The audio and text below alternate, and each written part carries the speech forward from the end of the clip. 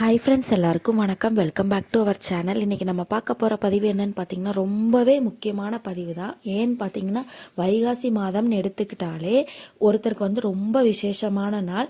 அது யாருன்னு பார்த்தீங்கன்னா முருகப்பெருமாள். அந்த முருகப்பெருமானோட பிறந்த நாளை வந்து நம்ம எப்படி விரதம் இருந்து வழிபாடு பண்ணால் நம்மளுக்கு என்னென்ன பலன்கள் வரும் அப்படிங்கிற பதிவு தான் இது. வீடியோ உங்களுக்கு ரொம்பவே யூஸ்ஃபுல்லாக இருக்கும். ஸ்கிப் பண்ணாமல் பாருங்கள். அதுக்கு முன்னாடி நம்ம சேனலை இன்னும் சப்ஸ்கிரைப் பண்ணாதவங்க சப்ஸ்கிரைப் பண்ணிக்கோங்க. கீழே இருக்க பெல் ஐக்கானை கிளிக் பண்ணிக்கோங்க. அப்போ தான் நம்ம போட போகிற மோர் வீடியோஸ் உடனே உங்களுக்கு நோட்டிஃபிகேஷனில் வரும். இந்த பதிவில் வந்து முருகரை வந்து எப்படி எளிமையான முறையில் வழிபாடு பண்ணி நம்ம எந்த மாதிரி பலன்களை வந்து பெறலாம் அப்படிங்கிற பதிவு தான் இது. அதுக்கு முன்னாடி நான் சொல்ல வேண்டியது என்னென்னா, விரதம் கண்டிப்பாக இருக்க முடிகிறவங்க விரதம் இருங்க. 3 வேளை இருக்கிறவங்க 3 வேளை இருங்க. உங்களால் முடியாது அப்படிங்கிற பட்சத்தில் இருக்கவங்க ஒரு வேளை உணவு அருந்திக்கலாம். ரொம்ப கடினமாக கஷ்டப்பட்டு அப்படி ஒன்றும் இருக்கணும்ன்ட்டு இல்லை. சாமி வந்து நம்ம கஷ்டப்படுறதை எப்போவுமே விரும்ப மாட்டார். அதனால் வந்து உங்களால் முடியும் அப்படின்னு இருக்கவங்க 3 வேளை விரதம் இருக்கலாம். வைகாசி விசாகம் என்னைக்கு வருதுன்னு பார்த்தீங்கன்னா, இங்கிலீஷ் தேதிக்கு வந்து 9/6/2025 வைகாசி 26ஆம் தான் திங்கட்கிழமை அன்னைக்கு வருது. அன்னைக்கு காலையில் வந்து வீடுகளை எப்பவும் போல் தூய்மையாக சுத்தம் பண்ணிக்கோங்க. அதே மாதிரி பூஜை அறைகளை வந்து தூய்மையாக சுத்தம் பண்ணி விட்டுட்டு நீங்கள் என்ன பண்ணணும் அப்படின்னா, சாமி உருவம், அதாவது முருகர் சிலை வைத்திருக்கவங்க வந்து சாமிக்கு 3 பொருட்கள் இல்லை 5 பொருட்கள் வைத்து அபிஷேகம் பண்ணணும். அதுபோல் படங்கள் மட்டும்தான் வைத்திருக்கோம் அப்படிங்கிறவங்க என்ன பண்ணணும் அப்படின்னா, சாமி படங்களை சுத்தம் செய்து அது சாமி படத்துக்கு வந்து புதிதாக சந்தனம் பொட்டு வச்சு செவ்வரளி மாலை, அதாவது செவ்வரளி பூ மாலை இந்த மாதிரி வந்து கட்டி நீங்கள் உங்கள் கைகளால் கோர்த்துருக்கலாம், இல்லை கட்டியிருக்கலாம் உங்கள் கைகளால். இல்லை எங்களுக்கு கட்ட தெரியாதவங்கிறவங்க செவ்வரளி மாலை இல்லைன்னா பூ வாங்கி சாமி படங்களுக்கு இட்டு நீங்கள் அபிஷேகம் பண்ணியிருப்பீங்க இல்லையா, உருவம் வச்சுருக்கவங்க அபிஷேகம் பண்ணியிருப்பீங்க. அந்த அபிஷேகத்தில் பன்னீர் கண்டிப்பாக வச்சு அபிஷேகம் பண்ணுங்கள். அந்த பன்னீரை வந்து வீட்டில் எல்லா திசையிலையும் நீங்கள் தெளித்து விட்டுக்கலாம். வீட்டில் வந்து ஒரு பாசிட்டிவ் எனர்ஜி இருக்கிற மாதிரி எப்போவுமே கூட இருக்கும். அதுக்கு மேலே வந்து நீங்கள் என்ன பண்ணுறீங்கன்னா, பூஜை அறையில் வந்து கண்டிப்பாக வந்து பச்சை கற்பூரம், அதாவது சாமிக்கு வந்து நீங்கள் பூஜை செய்யும்போது பச்சை கற்பூரம் வைத்து பூஜை பண்ணுங்கள். அது எப்படி யூஸ் பண்ணணும்னு தெரியல அப்படின்னா, சாம்பிராணி நீங்கள் காட்டும்போது அந்த சாம்பிராணி தூபத்தில் வந்து நீங்கள் பச்சை கற்பூரம் வைத்து வழிபாடு பண்ணீங்க அப்படின்னா பச்சை கற்பூரம் வந்து நெகட்டிவ் வைப் எதுவுமே இருக்காது, பாசிட்டிவ் வைப்பாக இருக்கும். வீடே வந்து ரொம்ப ஒரு எனர்ஜி அண்ட் தூவாகவே இருந்துகிட்ருக்கும். அதனால் வந்து நீங்கள் பச்சை கற்பூரம் வந்து சாமி அறையில் வந்து யூஸ் பண்ணுறது பழகிக்கோங்க. அதுக்கப்புறம் பார்த்தீங்க அப்படின்னா, உங்களால் முடிஞ்ச நெய்வேத்தியம் கண்டிப்பாக வந்து அன்றைக்கி படைங்க.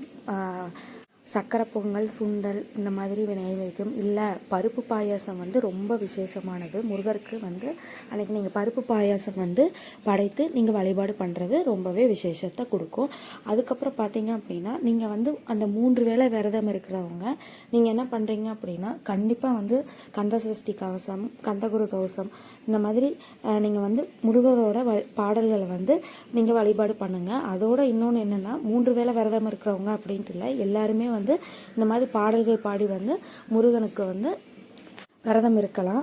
அன்றைய பொழுதில் வந்து நீங்கள் அன்னதானம் செய்வது வந்து ரொம்ப சிறப்பாக அம்சத்தை கொடுக்கும். நீங்கள் வந்து என்ன பண்ணுறீங்க அப்படின்னா, இந்த மாதிரி முருகருக்கு வந்து விரதம் இருக்கிறவங்க, இந்த மாதிரி கோயில் மடத்தில் இருக்கிறவங்க, அவங்களுக்கு வந்து நீங்கள் உங்களால் முடிஞ்ச உதவிகளை வந்து நீங்கள் செய்யலாம். அன்னதானம், இல்லை அவங்களுக்கு வந்து ஏதாவது செருப்பு இல்லாதவங்களுக்கு கண்டிப்பாக செருப்பு வாங்கி கொடுத்தீங்க அப்படின்னா நல்ல பலன் கிடைக்கும்.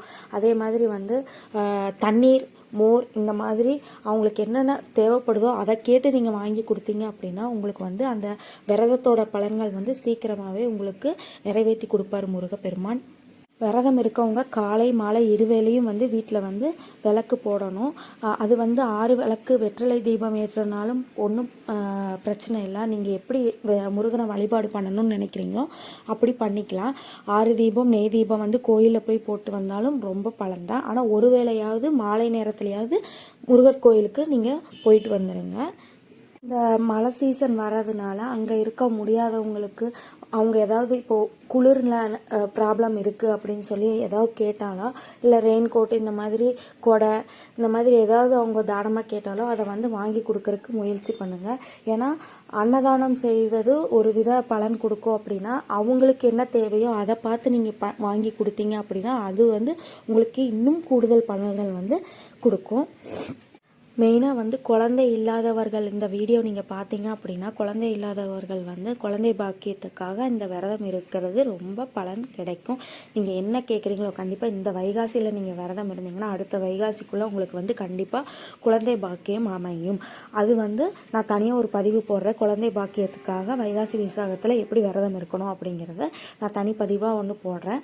அதுக்கப்புறம் கடன் பிரச்சனை எனக்கு நிறையா இருக்குது, கடன் தீர வேண்டும் அப்படின்னு சொல்லி நீங்கள் அகல் விளக்கு 6 அகல் விளக்கு வந்து காலை 6 மணிலேருந்து 7 மணிக்குள்ளே எனக்கு கடன் நிவர்த்தி பண்ணி கொடுங்க அப்படின்னு சொல்லி சாமியை வழிபாடு பண்ணிங்க அப்படின்னா, சாமியோட பாடல்கள் பாடி சாமியை ஆனந்தப்படுத்தி நீங்கள் வரம் வாங்கினீங்க அப்படின்னா கண்டிப்பாக வந்து கடன் நிவர்த்தி பண்ணி கொடுப்பாரு. கடன் நிவர்த்திக்காக நீங்கள் வைகாசி விசாகத்தன்னைக்கு நீங்கள் போகக்கூடிய கோவில் வந்து எந்த கோவிலாக இருக்கும் அப்படின்னா, திரு ஆவினங்குடி, பழனியில் இருக்கக்கூடிய திரு ஆவினங்குடி சென்று வந்தீங்க அப்படின்னா உங்களுக்கு தீராத கடன் பிரச்சனை இருந்தாலும் தீர்த்துவிடும். திருமணம் நடக்க வேணும் அப்படின்னு நினச்சி நீங்கள் இந்த விரதம் இருந்தீங்க அப்படின்னா முடிஞ்ச அளவுக்கு வந்து பக்கத்தில் இருக்க முருகன் கோயிலில் நீங்கள் போய் வழிபாடு பண்ணாலே பலன் கொடுக்கும். இல்லை அப்படின்னா முடிஞ்சவங்க திருப்பரங்குன்றம் இல்லை திருத்தணி இந்த மாதிரி நீங்கள் கோவில் வந்து நீங்கள் சென்று வந்தீங்க அப்படின்னா கண்டிப்பாக வந்து திருமண பாக்கியம் வந்து அமையும். இல்லை வேலை வேணும் அப்படின்னு நினச்சி நீங்கள் இந்த விரதம் இருக்கிறீங்க அப்படின்னா பழனி கோவிலுக்கு நீங்கள் முருகரை போய் தரிசிச்சுட்டு வாங்க. கண்டிப்பாக வந்து வைகாசி விசாகத்தன்னைக்கு பழனி போய் முருகரை வழிபாடு பண்ணிட்டு வாங்க. உங்களுக்கு கண்டிப்பாக வந்து வேலை அமையும். மாலை நேரத்தில் வந்து வீட்டில் வந்து விளக்கு போட்டு பக்கத்தில், அதாவது அக்கம் பக்கம் இருக்கவங்களுக்கு வந்து நீங்கள் உங்களால் முடிஞ்ச நீங்கள் நைவேத்தியம் பண்ணியிருப்பீங்க இல்லையா, அவங்கள வீட்டுக்கு கூப்பிட்டு இந்த மாதிரி பூஜை செய்து உங்களால் முடிஞ்ச நைவேத்தியம் நீங்கள் சாமிக்கு படைச்சதை வந்து அவங்களுக்கு பிரசாதமாக கொடுத்து சாமி பாடல்கள் பண்ணி நீங்கள் வழிபாடு பண்ணீங்க அப்படின்னா இன்னும் கூடுதல் சிறப்பு வாய்ந்த பலன்கள் வந்து உங்களை வந்து சேரும். ஓகே ஃப்ரெண்ட்ஸ், பதிவு உங்களுக்கு ரொம்பவே யூஸ்ஃபுல்லாக இருக்கும்னு நினைக்கிறேன். பிடிச்சிருந்தா லைக் பண்ணுங்கள், ஷேர் பண்ணுங்கள், கமெண்ட் பண்ணுங்கள், சப்ஸ்கிரைப் பண்ணுங்கள். மறக்காமல் சப்ஸ்கிரைப் பண்ணுங்கள். நிறைய பேர் சப்ஸ்கிரைப் பண்ணாமல் பார்த்துட்ருக்கீங்க.